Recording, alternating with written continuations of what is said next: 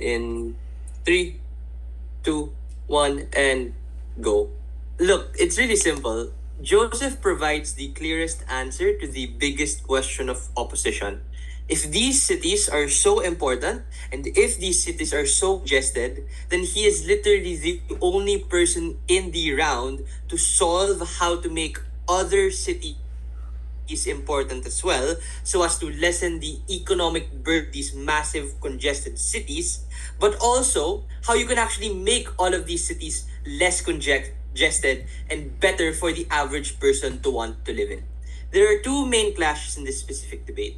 One, on where the main actors are better, both the landowners and the tenants alike. But secondly, on how we can actually improve these cities. Because, in order for this debate to exist, we probably need to assume that there's also a problem that needs to be fixed within the cities. First clash, on where the tenants and the landlords are best. Opening opposition's two main points are that it's bad insofar it's very unaffordable and insecure for the average person to have to commit their entire 2 years in as well. But and also the reason why it's bad is because it stops opportunities being given to these people, because all of these congested cities are so important in improving people's lives. So let's tackle the first point first, right? It's bad because it's unaffordable and it's very insecure. They're correct. It actually is very unaffordable. Very few people can upfront pay 2 years worth of rent. I think this is a very valid call out that OG doesn't really give a response to. But Joseph actually does answer this point quite well, because it's not just about not having to pay rent anymore, as per the extent of opening government's response. It's literally changing how you live your life to make the best and most financially responsible decision for yourself. Joseph gives you two completely unique mechanizations in response to this. The first is that it incentivizes communal living, e.g., making you want to rent more with other people instead of hogging properties as a single individual. This is a good thing insofar as you're literally providing a solution to make these cities less congested. But secondly, it literally forces you to think long term, to not make hasty decisions, because it is of a higher barrier of entry. Sometimes, having a higher barrier of entry is better because it stops you from making a stupid decision. You don't realize it's a stupid decision until you're already in that position as well. Something like this is something that happens specifically in status quo right now, with their comparative of having a paying to rent on a per month basis. Because at the very least, right, their opportunity cost happens, our opportunity cost still has a chance of being resolved. E.g., by the end of that 2 years, we will get our money back. 2 years of when in status quo where you don't have this Jeonse-style system, right? You won't ever get the money that you spent back. There's a lot more soft cost that happens on opposition side of the house that doesn't exist on ours. The second point then, on economic opportunity of all of these congested cities. Look, I don't think OO understands how the problem that they point out gets solved with the policy that we bring up, and it's actually very simple. If these cities are massive economic hubs, they become congested. If they become congested, it's significantly harder to gain the benefits of that massive economic hubs. So what's the solution? Live in other cities that aren't massive economic hubs.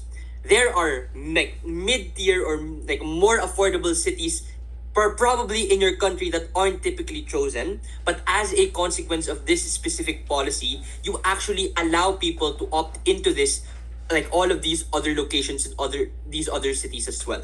So OO explicitly points out a problem that they don't ever solve. We solve it, we automatically win over them just on this point alone. Secondly, on CO's extension. Firstly, I think OO and CO care about poor people. I mean, we also do that as well, right? But the reality of the situation is that the average person on both sides is just unlikely to afford a house, normal monthly rent, or even rent under the Jeonse model. These people already have government programs and subsidized housing to take care of them. This isn't the most important target market that exists within this debate.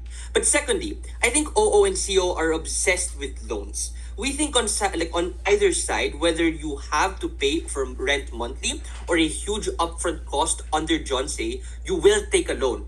But if someone is approved for a loan, it presupposes a job or revenue stream to be able to pay it, so it doesn't matter.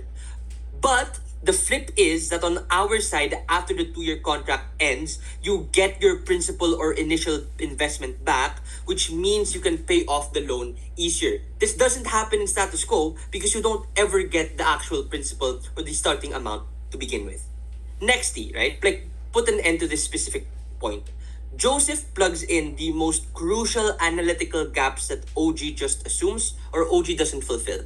Firstly, I think she fulfills the burden like to a far greater extent when he explains why it's necessary to hire like widen and make higher the burden of entry for all of these specific people.